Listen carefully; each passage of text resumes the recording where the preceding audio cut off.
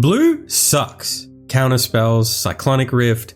Yeah, no thanks, buddy. Me personally, I hate blue. Or at least I did hate blue until I decided to build this deck. Cause I hated blue so much, I set out to make a mono blue deck, but make it actually fun. And man, I think I'm onto something here. I built a blue deck that doesn't do all the blue bullshit that I fucking hate. And it's actually super fun. And now I kinda love blue. So to do this, I went with Vhal, Candlekeep Researcher.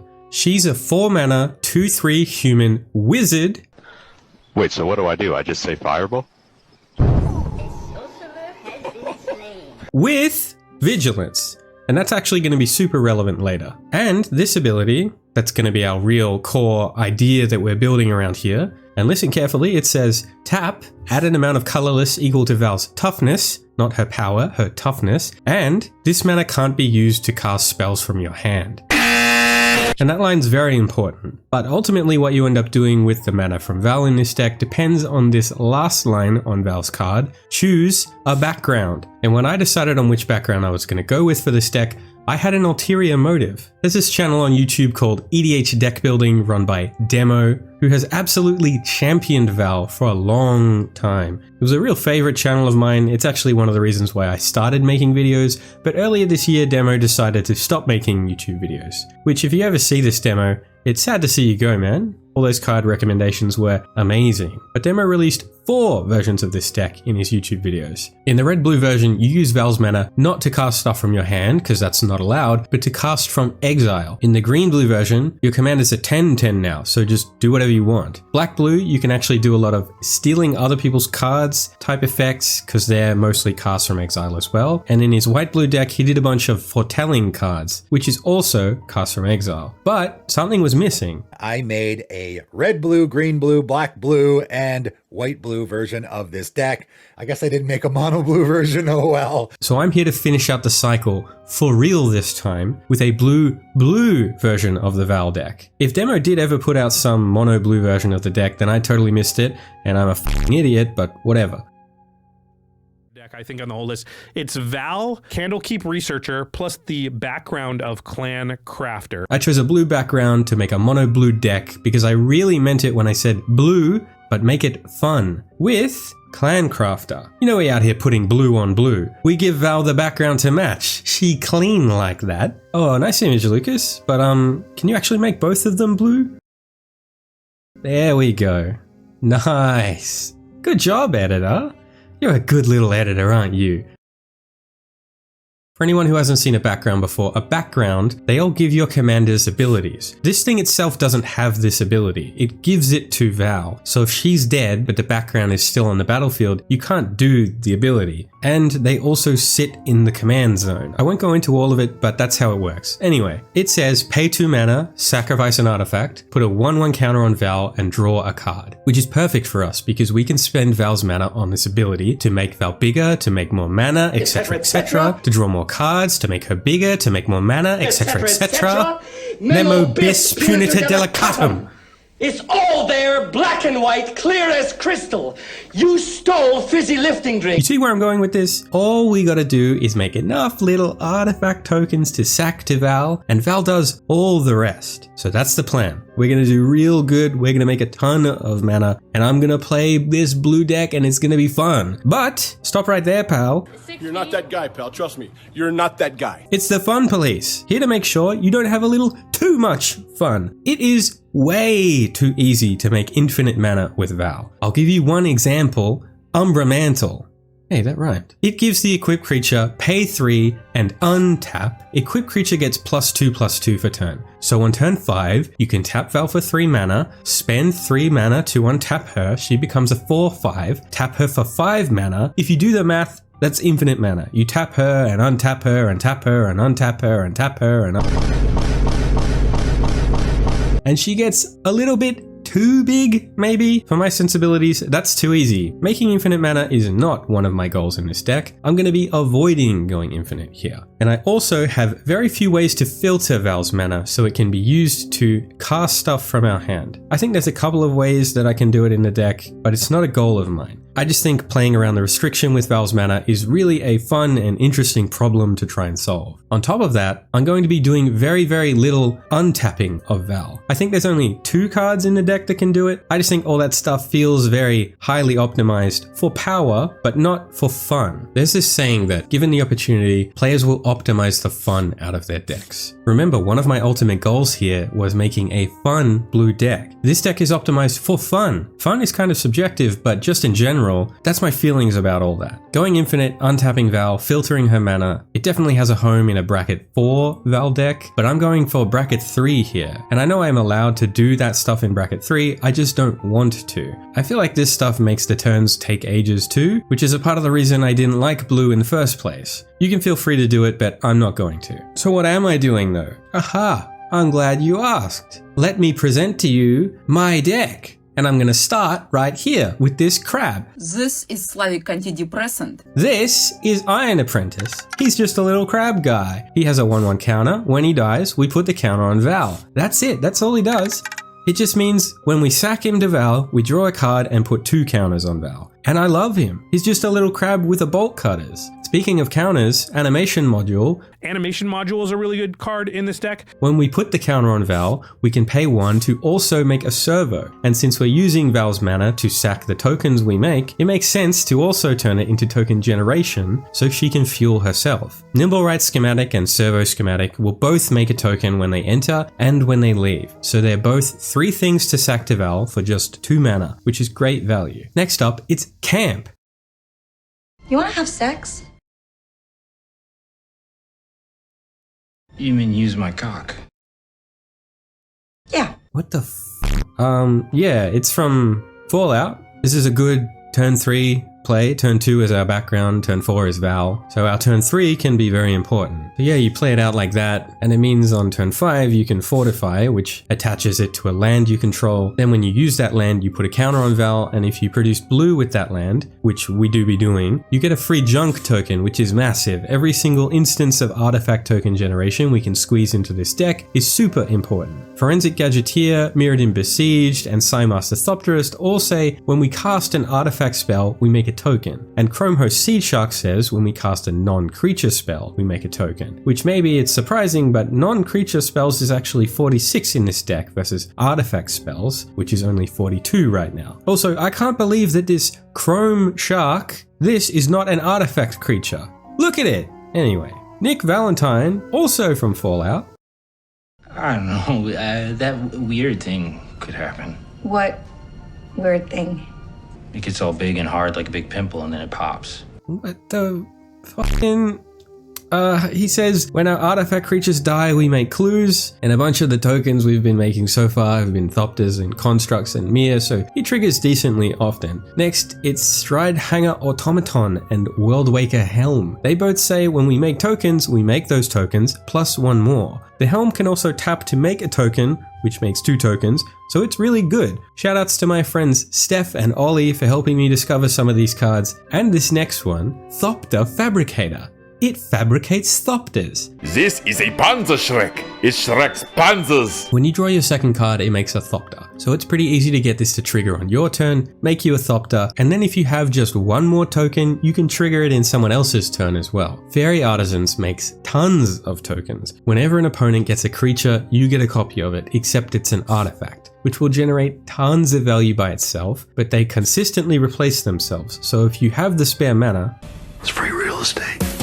Thopter Spine Network makes us a token every turn and can draw us cards as well. And then these next 2 are big boys, both at 7 mana. Summoning Station makes a 2/2 Pincher Artifact Creature token, which is a token that doesn't exist. And whenever an artifact is put into a graveyard, you get to untap it and do it again, which includes those Pincher tokens. So if Animation Module says for every 3 mana Vhal taps for, you can make 1 token and keep the cycle going, Summoning Station changes that to every 2 mana, which is dramatically more tokens and more cards and more 1/1 counters. 7 is steep, but it's definitely one of the best cards in the deck. And then there's Threefold Thunderhulk. He enters with 3 counters, and when he enters or attacks, you make gnomes equal to his power, and you can increase his power by sacking artifacts to put counters on him. He can really easily make you 6 artifacts a turn, which is crazy powerful. Even just normally, that's really good, but in this deck, it's crazy. Side note to say that if you're enjoying the visuals in this video, this is Rubbed Genie's work. He makes all the visuals that I use on this channel, and you should check him out. His Instagram is in the description. So we're also generating tokens with some of the lands in this deck. And really,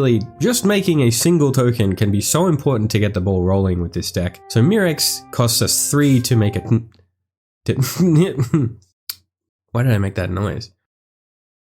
So Mirex costs us 3 to make a Might. Fountain Port and Hall of Tagsin are both 4, the Fountain for a treasure and the Hall for a Power Stone. The Power Stones are some of the only tokens that might not be worth it to sack, since they're just so useful in the deck as a form of ramp. But if you need to draw cards, they're always there for that too. Then there's Secluded Starforge and Voldaren Estate, which are both 5 mana. I'll also mention Volatile Fault. What, you thought I was just going to use Demolition Field for my non-basic land destruction? It's definitely a better card, but Volatile Fault makes us a single treasure, which, like I've said, I value very highly. So we power up Vhal with all of these tokens. She's a big buff lady now. That's great. We tap Vhal for tons of mana. We do some wizard shit with it.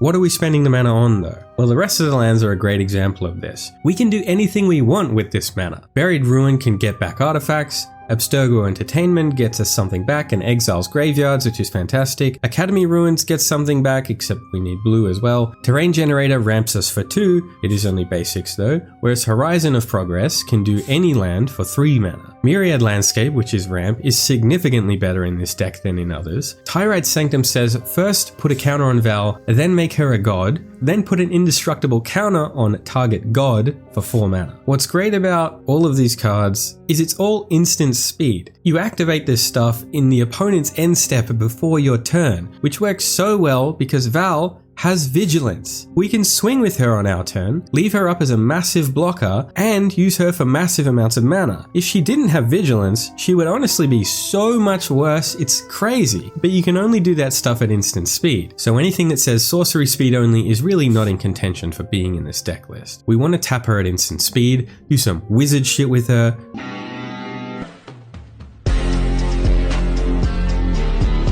and make her an indestructible god. Plaza of Heroes works great in this deck and can be left up to give her indestructible, and the thing about leaving a land up is, if you don't need to give her indestructible, you can just use the mana like normal. Talon Gates of Madara is actually crazy good in this deck. I mean, it's normally crazy good too, but that last ability is an ability, so you can use Vhal's mana to activate it from your hand since you aren't casting it from your hand. If anyone tries to kill Vhal, she's going to be like, his rogues, whack. His enchantments, whack. His familiars, whack. His amulets, whack. His quasi-liminal divinations, whack. The fact he only ponder his orb, whack. But me, I'm arcane as fuck.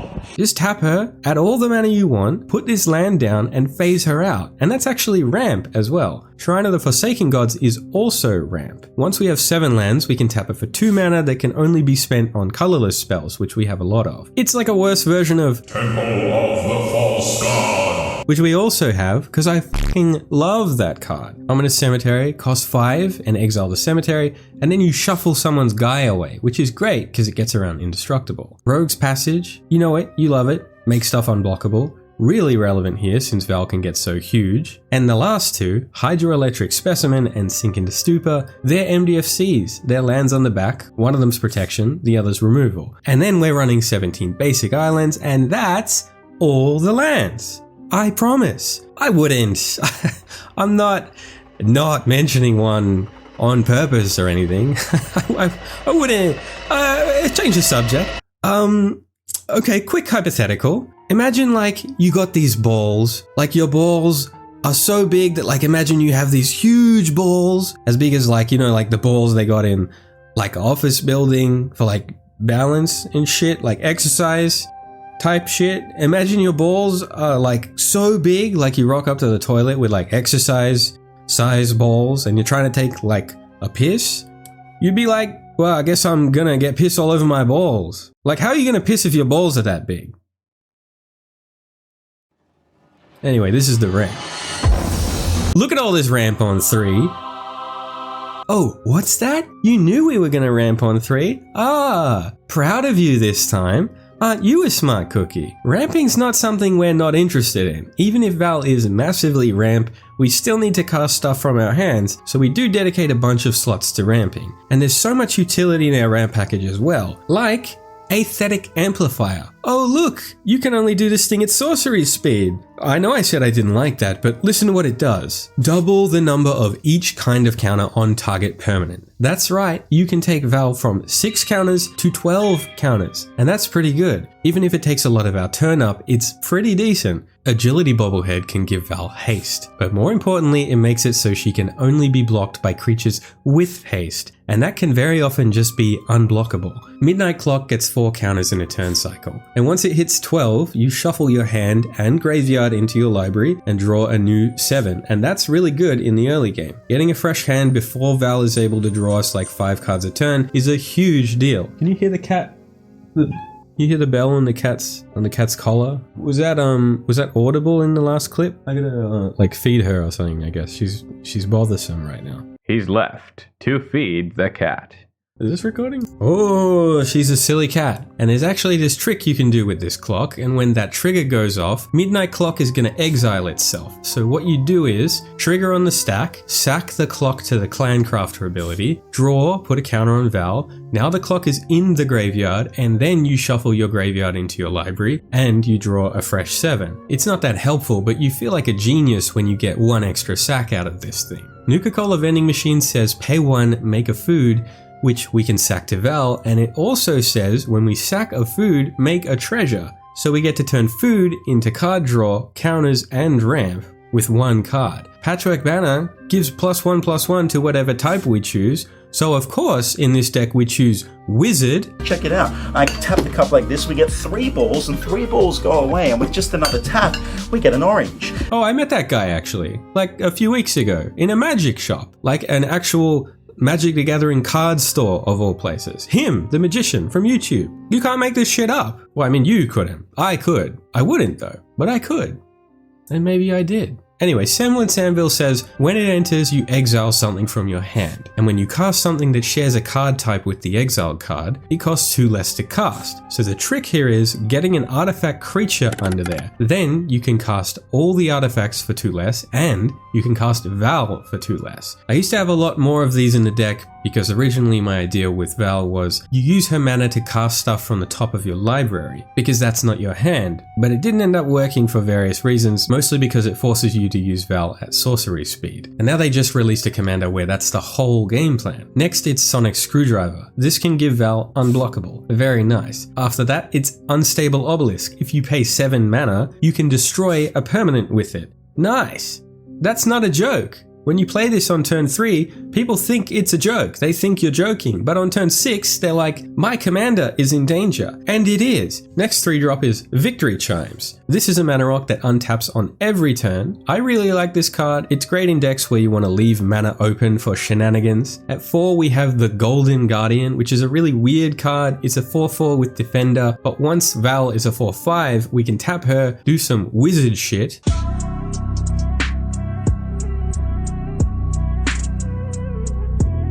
Alright, cut it, Lucas. I know you guys don't have the attention span to watch that whole thing. So you tap her, you make this thing fight a creature you control, that's gonna be Vhal, and then when it dies, it transforms and comes back as a land that taps for 2 mana, and can make artifact tokens, which look sick, by the way.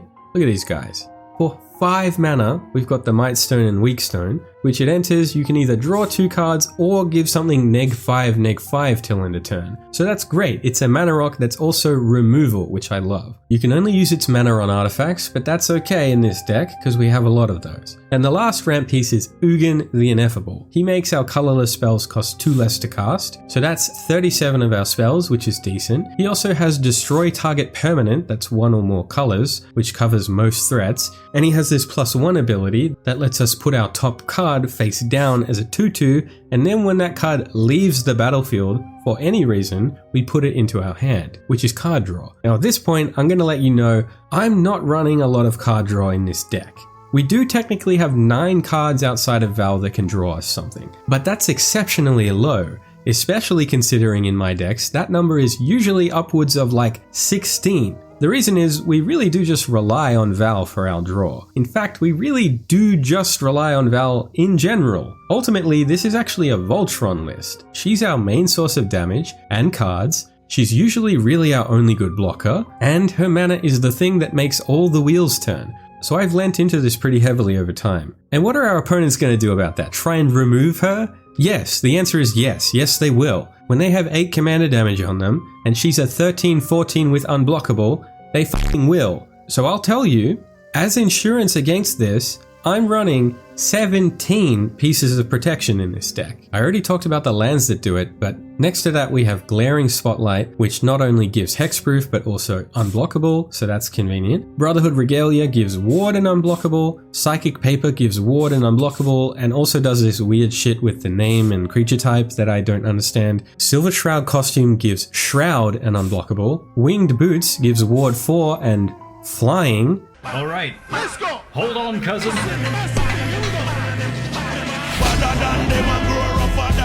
Mirror Shield gives hexproof, and it also gives Vhal a slightly bigger butt, which makes her produce more mana. And then there's Ring of Evos Isle, which you couldn't ask for a more perfect card in this deck. You pay 2, equip her for 1, and then it says you can pay 2, give Vhal hexproof for turn. They have 2 removal spells, doesn't matter, just tap Vhal, do some wizard shit. Oh, that's the wrong meme. But it's true though. A good ass song. Yeah, you just pay 2, give her hexproof as many times as they have removal, and on top of that, this card says, at your upkeep, put a 1/1 counter on equipped creature if it's blue, which is fucking perfect in this deck. So that's most of the protection. Unfortunately for us, one of the best forms of protection doesn't work at all, and that's Flicker. Flickering Vhal removes her counters, which is hardly any good at all, but there's something even better than Flicker that does work for us, and I mentioned a land earlier that did it, and that's phasing. Phasing is so good, and blue has a bunch of cards that do it. We have Reality Ripple, March of Swirling Mists, Slip Out the Back, Change of Plans, and Ripples of Potential. Some of these even give her counters. One of them lets you connive, but better than all of that, phasing makes anything attached to Vhal phase out as well. So if they move to get rid of the thing that's giving Vhal hexproof, we can just phase her and that equipment out in response, which is fucking sick. Really, ultimately, this is the game we're playing. By the time Vhal has grown so big that she needs to be removed, we should have drawn protection. Playing this deck means either you draw enough protection to stifle all attempts to remove her left and right, and you win, or you don't, and she gets removed and you have to start all over again. But getting a win when you swat away removal and chain protection spells over and over to slam into someone with a 15/16 librarian is crazy fun. I fucking love this deck. It can start out a little slow, maybe we get 1 counter on her at first, then 2, and then... So at this point, I kind of am someone who went from refusing to play blue to now I have multiple decks with blue in them. In fact, my new Genku Future Shaper blue-white landfall deck list is my current favorite deck. Video on that coming, I don't know, probably not very soon, but I gotta say, and I feel like this in other games too, if there's one color you won't play for any given reason, you're kind of playing 4/5 of the game. Like if you refuse to play blue-white because it's all flicker and control, which admittedly it is, maybe you could make a landfall list like I did and actually grow to love the color combo like I did. Okay, back to the deck. We can't just leave our opponents to do whatever they want. We have to run some removal. But I don't like counterspells. I don't want to play any counterspells. They're what made me hate blue to begin with, and Jeremy Fragrance says this: do to others as you want them to do to you. So if I can't change the color, I can change what I do with the color. Instead of playing counterspells, we play Lunatic Pandora. They laugh on turn 1 when we play Lunatic Pandora. Pay 6, sack it, destroy target non-land permanent. They laugh. It fucking absolutely works in this deck. It takes them like 6 turns to realize that you have a loaded gun on the table, but then they realize, and it's a fantastic insurance policy, to have a loaded gun on the table. Goblin Firebomb, same shit, sack it, destroy target permanent. This one has flash though. Urn of Godfire, sack it, destroy target creature or enchantment. Boombox says sack it and destroy up to 1 artifact, 1 creature and 1 land. I was gonna have Universal Solvent in this video, but about 30 seconds ago my friend Steph told me that there's a new card that does this. Thor Maton Torpedo. I don't know what the fuck I just said, but it costs 6 instead of 7, so I'm getting a copy. All of these cards, all you gotta do is tap Vhal, and you know, some wizard shit is gonna happen.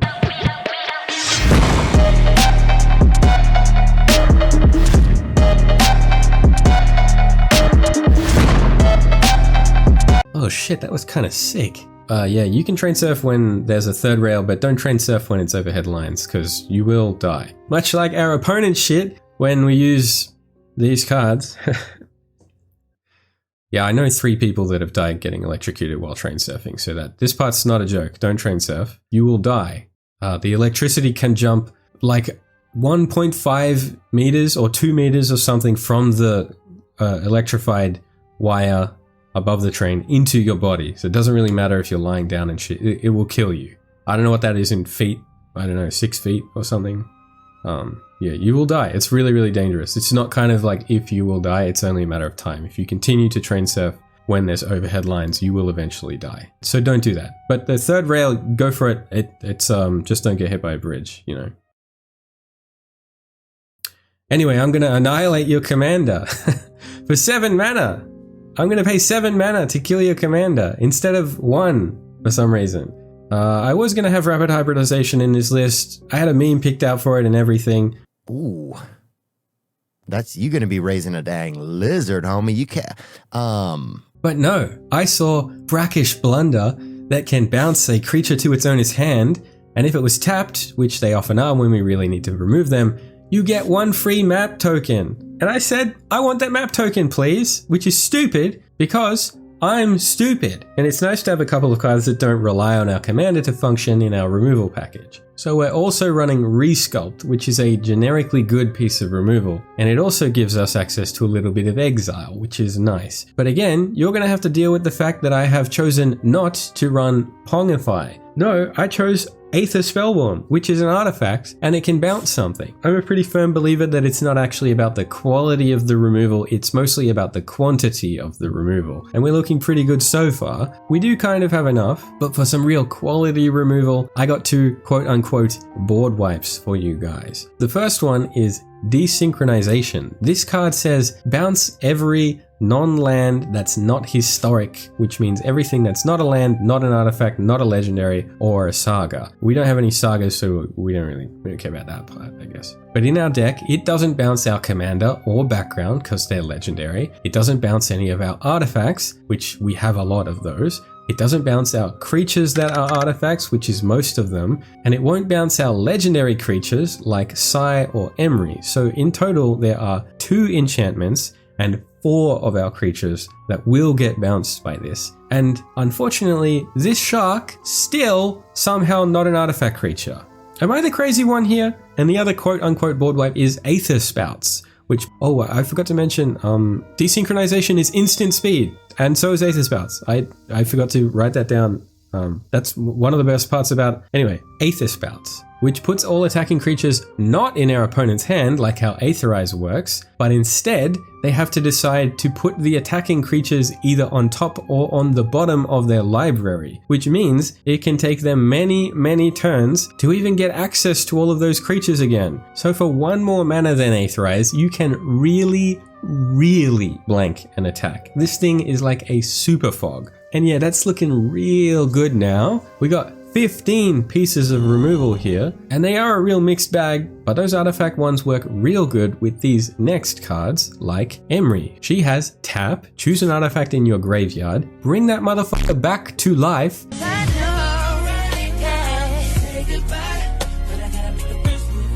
Mere Retriever, Workshop Assistant, and Junk Diver all do the same thing. When they die, take an artifact in your graveyard and put it in your hand so we can keep our shit. And I already mentioned this, but there were like 3 lands that can bring our shit back as well. Ah, finally, raising shit from the dead. Goth GF would be proud. And many Magic the Gathering, that's the professor by the way, many Magic the Gathering players ask the question, how did I end up with a Goth GF? Okay, predominantly male audience. It's very simple. I'm gonna let you in on a little secret here. Alright, come a little closer. Let me talk to you. All Goth women are lesbians. And you can actually trick lesbians into falling in love with you if you have long, beautiful, clean hair. Many people don't know this, but all you have to do, grow your hair, don't do any stupid shit to it, keep it clean. That means shampoo twice, 2 times, and conditioner once, regularly. Don't put any shit in it, don't color it in, don't bleach it. Just nice, shiny, clean hair. Then all you gotta do, go to the goth clubs for like 4 years? Is that how long it was? Yeah, and after 4 years, they will actually maybe start talking to you. And that's basically all there is to it. You do this, they fall in love with you. That's what happened to me. You just gotta trick them. But not a mean trick. It's like a rom-com style trick where they fall in love with you before they realize you're not a lady. It's like an infinite money glitch, except instead of money, it's love between a soulful white boy and his goth GF. Follow me for more life hacks like this. And if you actually happen to realize that you are a lady during this process, well, that's not my fault. Turns out you were one this whole time, buddy. Congratulations, and welcome to your new home. It's the 33 Elk Discord server. Also shout out to the non-binaries as well here. You are neither man nor woman, but a secret, better third thing. They didn't really fit into this joke, but you know, you gotta shout them out. Shout out to the LGBTQ HDMI PS5, bruv. Anyway, we got a little sidetrack there, but it was Dark Depths. The land I didn't mention before, it was Dark Depths. I didn't mention it because it doesn't tap for mana, so I kind of count it more like a spell than a land. And we aren't cheating this card here. It says if we pay 30 mana... Hey, Peter. Hey, what's going on? We, at instant speed, get a Marit Lage token, which is a 2020 flying indestructible. And yes, I've won games with this before, and yes, it feels sick. We can literally pay the 30 mana here. Trust me, it totally fucking works. Blackblade Reforged costs 2 and 3 to put on Vhal, and it gives her +1/+1 for each land we have, which you guessed it, means this sword lets us do a ton of wizard shit.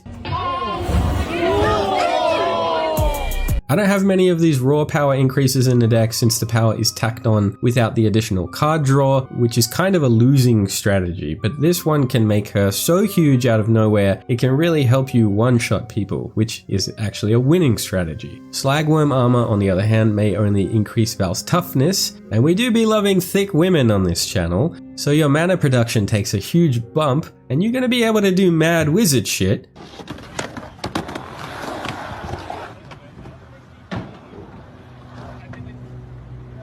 But people don't get nearly as scared, which means she's not as likely to get killed, and we like that. Next card, it's Sting, the Glinting Dagger. You might remember me mentioning untapping. I just double checked, this is the only card that can untap Vhal, but f me does it ever untap her. It says at each combat untap Vhal, which means in a turn cycle, we get to tap and untap her 5 times, which means our opponents might have to check themselves. Look out everybody. Blue player coming through.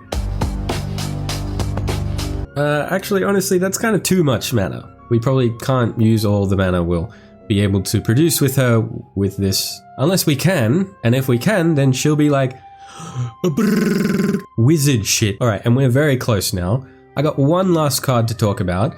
It's Master of Ethereum. I have moved to take this card out of the deck so many times, and each time I don't do it, the card rewards my hesitancy massively. I don't deserve this card. It is too good for me. I won't go over every reason why it's so good, but believe me, it is so good. Alright, one last meme.